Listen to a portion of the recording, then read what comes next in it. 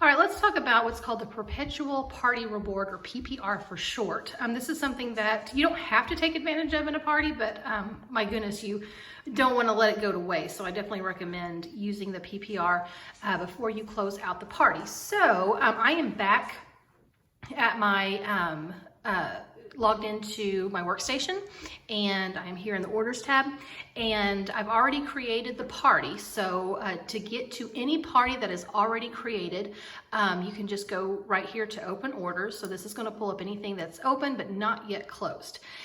And right here is the party that I created in the first video. And so what I'm going to do here is I'm going to hit edit orders, and that's going to take me back to that screen where we can add guests, we can add more items, play around with it however you want. Under party summary, you see this assign perpetual party reward to, and there's a drop down menu. And me as the host and the consultant, I am first, and then I have my customer that I've added, the fake person, the test person, right underneath. Anybody who's already been added to the party will show up in this drop down menu, and if for any reason you need to add someone just for the sake of giving them the perpetual party reward, you can absolutely do that. But what the perpetual party reward is it's an extra half off item that you as a consultant can do anything you want with. So get creative. You can gift it to your host. You can use it as an incentive to your host. If they find your next host from their guest list, that you'll give them an extra half off. A lot of the times I do door prizes with these. For instance, the door prize might be the 3-pack of bars, and I'll buy the bars using this PPR, meaning I've only had to pay out of pocket half of that.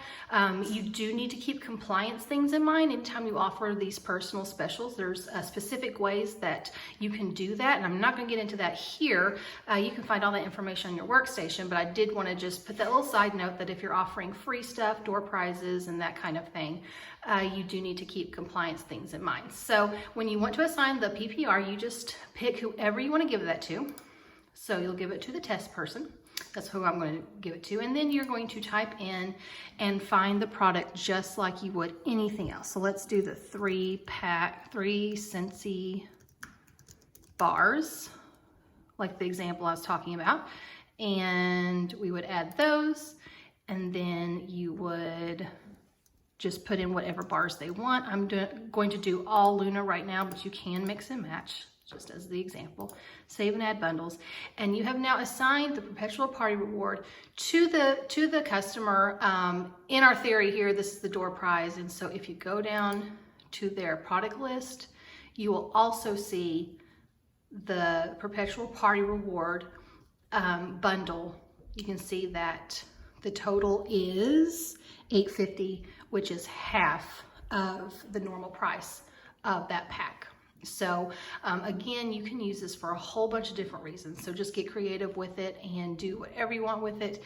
It's just a very, very handy tool to be able to impress your hosts and your guests.